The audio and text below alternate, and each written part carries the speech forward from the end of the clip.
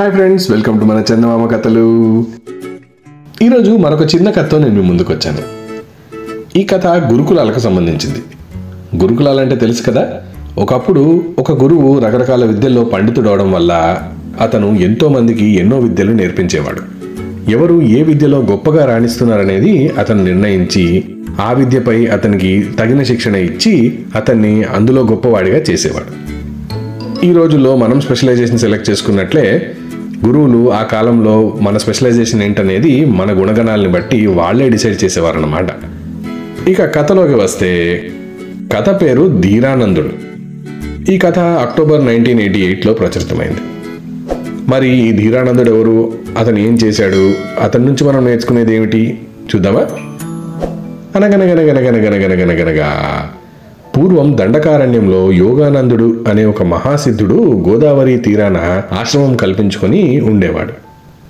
యోగ విద్యలో ఆయన సిద్ధహస్తుడు. ఆయన వద్ద శిక్షణ పొందడానికి అన్ని కులాల వాళ్ళు వచ్చి ఆయనకు శుశ్రూష చేస్తుండేవారు.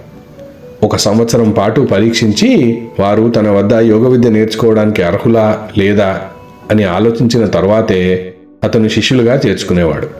లేనట్లయితే ఇంటికి పంపించేసేవాడు.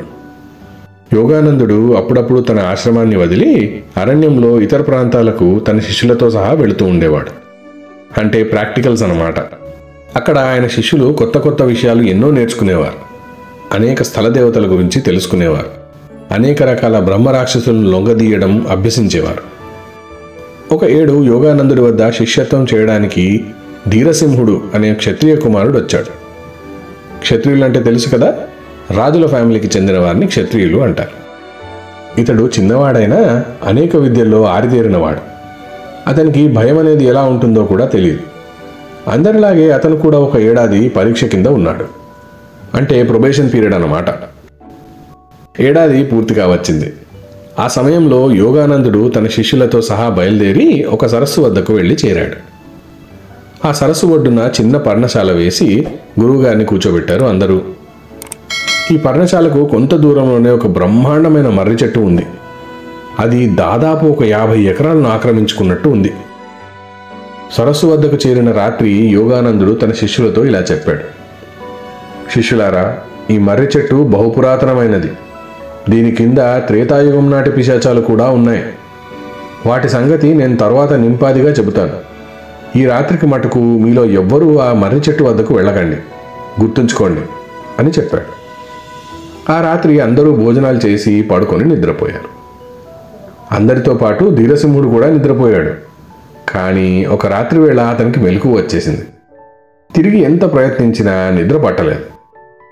అతను ఆశ్రమం బయటికి వచ్చి దూరాన ఉన్న పిశాచాల మర్రిని చూశాడు. ఎన్నడూ భయం అంటే ఎరుగనివాడు కావడంతో అతను ఆ చెట్టు కిందకి వెళ్ళదలుచుకున్నాడు. మర్నాడు గురువుగారు చెప్పేలోగానే ఈ చెట్టు గురించి కొన్ని విషయాలైనా నేను తెలుసుకుంటానులే అని తనను తాను సంధాయించుకున్నాడు. అతను మర్రి చెట్టును సమీపించి దాని కిందగా ఊడల మధ్యగా నడవసాగాడు.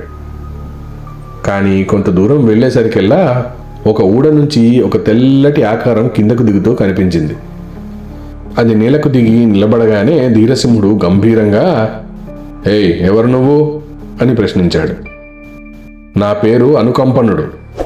ఈ అరణ్యంలో రాముడి భార్య సీత ఉన్నదని రావణుడికి చెప్పిన వాడిని నేనే" అన్నాడు ఊడ దిగినవాడు. ధీరసింహుడు చలించలేదు. "నువ్వు ఇంకా ఇక్కడే ఉంటున్నావా? అదేంటి?" అని అన్నాడు ఆశ్చర్యపోతూ. "ఎక్కువగా నరకంలో ఉంటుంటాను.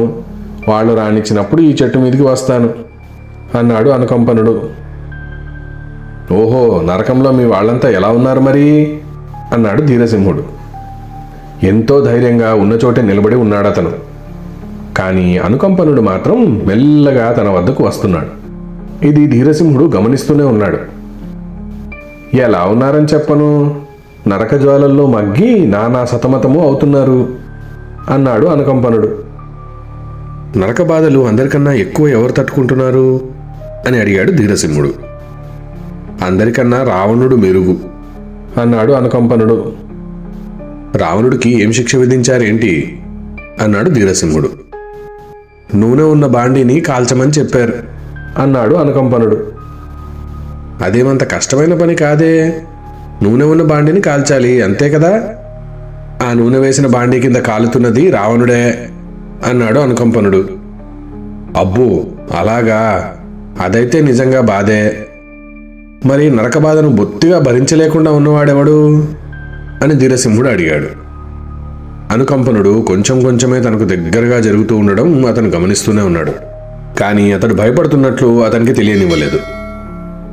కుంభకర్ణుడు నరక బాధ ఏమాత్రం భరించలేక రాత్రి పగళ్ళు ఒకే తీరున రంకెలు పెట్టి మిగిలిన వాళ్లకు నిద్ర పట్టకుండా చేస్తున్నాడు అన్నాడు అనుకంపనుడు. ఓహో, అయితే కుంభకర్ణుడికి ఏం శిక్ష వేశారు అన్నాడు ధీరసింహుడు. ఆయన చీలమండలం దాకా నిప్పు పెట్టారు అన్నాడు అనుకంపనుడు. ఆ బాధకే రంకెలు పెడుతున్నాడా అన్నాడు ధీరసింహుడు ఆశ్చర్యంగా. నిప్పులో కుంభకర్ణుడు తలకిందులుగా వేలాడుతున్నాడు మరి అన్నాడు అనుకంపనుడు. ఓ అలాగా, అది నిజంగా బాధేలే. అయితే కుంభకర్ణుడు పెట్టే రంకెలు ఎలా ఉంటాయో నాకు వినిపించగలవా నువ్వు అన్నాడు ధీరసింహుడు. వినిపిస్తాను అంటూ అనుకంపనుడు గూబలు ధీరసింహుడు చెవులు గట్టిగా మూసుకోవాల్సి వచ్చింది. ఇంతేనా, గొర్రె అరిచినంత కూడా లేదు. కుంభకర్ణుడి రంకె నీకు సాధ్యం కాదులే అన్నాడు ధీరసింహుడు. అలా అంటావే, ఈసారి విను అంటూ అనుకంపనుడు భూమి దద్దరిల్లేలా ధీరసింహుడు చెవులు రెండు గట్టిగా మూసుకున్నప్పటికీ అతని తల దిమ్మెక్కిపోయింది. అయినా సరే అతను, ఇంతేనా, గట్టిగా గుర్రం సకిలించినట్టు కూడా లేదు నాకైతే. కుంభకర్ణుడు ఇంతకన్నా పెద్ద రంకెలే పెట్టి ఉంటాడు, వాటిని నువ్వు చూపించలేకపోతున్నావు అంతే అన్నాడు అతను. ఆహా, ఈసారి విను అయితే అంటూ అనుకంపనుడు ఊపిరి బాగా పీల్చి బ్రహ్మాండంగా ధీరసింహుడి చెవులు ఎంత గట్టిగా మూసుకున్నా ప్రయోజనం లేకపోయింది. అతను ఆ పెడబొబ్బకు స్పృహ తప్పి పడిపోయాడు. అయితే అనుకంపనుడు చేసిన రంకెలకు పెడుబొబ్బలకు యోగానందుడికి మెలకువ వచ్చేసింది. అతను ఆశ్రమం నుంచి హుటాహుటిన బయలుదేరి తన కమండలంతో సహా అనుకంపనుడు ఉన్న దగ్గరికి వచ్చేశాడు. ఆ సమయంలో అనుకంపనుడు ధీరసింహుణ్ణి మింగడానికి మెల్లగా ముందుకు వస్తున్నాడు. యోగానందుడు వెంటనే తన కమండలంలోని జలాన్ని తీసుకొని అనుకంపనుడిపై చల్లాడు. అంతే, అనుకంపనుడు ఆ దెబ్బతో భూమిలో దూరి పాతాళానికి వెళ్ళిపోయాడు. తరువాత యోగానందుడు ధీరసింహుణ్ణి లేపి తన ఆశ్రమానికి తీసుకుపోయాడు. జరిగిందంతా విని, నాయన, నా సలహాను పాటించినప్పటికీ నీ ధైర్యానికి మెచ్చుకుంటున్నాను. నేటి నుండి నువ్వు ధీరానందుడనే పేరు పెట్టుకొని నా శిష్యుడివికా అని అతనికి యోగం ఉపదేశించాడు. చూశారు కదా, మంచి కథ. ధీరసింహుడు భయపడ్డా కూడా తన భయాన్ని ఎదుటివాడికి చూపించకుండా తన తెలివిని వాడి సమయస్ఫూర్తితో అక్కడి నుంచి పారిపోకుండానే గురువు గారిని లేపాడు కదా. తెలివితేటలు ఉంటే, సమయస్ఫూర్తి ఉంటే ఎటువంటి కష్టానైనా సరే మనం అధిగమించవచ్చు అనేది మనకు ఈ కథ చెప్పేటువంటి ఒక గొప్ప నీతి. ఈ కథను తప్పకుండా like, share, comment and subscribe to మన చందమామ కథలు.